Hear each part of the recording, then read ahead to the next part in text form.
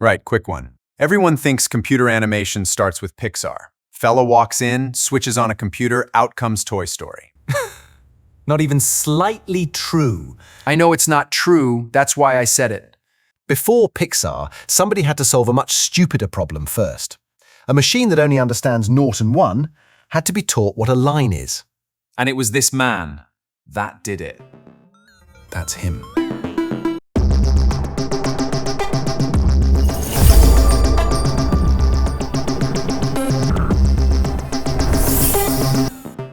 It's easy to forget what computers were originally built for. They weren't creative machines.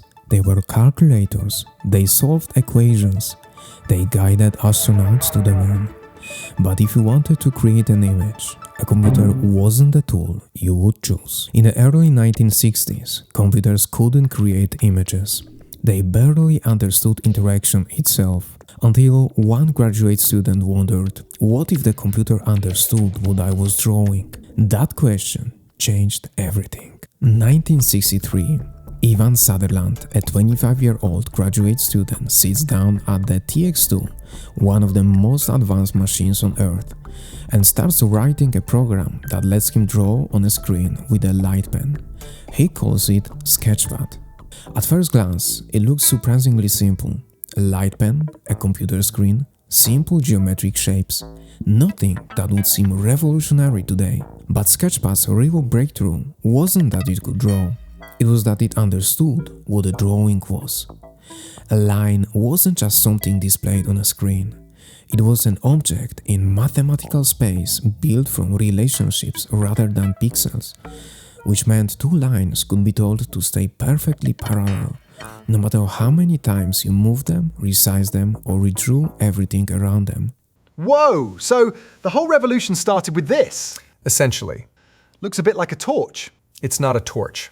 A magic wand, then. Closer. And what happened to Sutherland? He moved on. Where? Utah. Utah. Utah.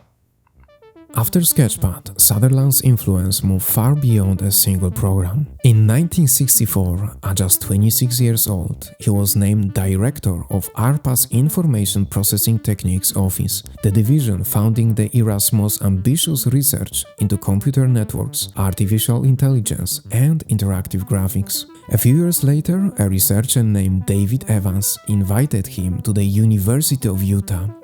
Together, they built something extraordinary, a lab where a new generation of computer graphics pioneers would learn, experiment, and go on to shape the future of digital imagery. Among them, future founders of Pixar, Silicon Graphics, and Adobe. University of Utah became one of the birthplaces of modern 3D graphics. Ivan Sutherland didn't invent CGI movies. He solved a much easier problem. He taught a computer what a drawing was. Because once computers could understand shapes as mathematical objects, the next generation began asking a bigger question. Could computers create 3D animation? Among the researchers inspired by Sutherland's work was a young man named Ed Catmull. His dream was simple: to create the first fully computer-animated feature film, a dream that would eventually lead to Pixar and change cinema forever. But that story deserves an episode of its own. So next week, a hand. A hand. Riveting stuff. A hand. The hand mattered, Dave. I'm sure it did.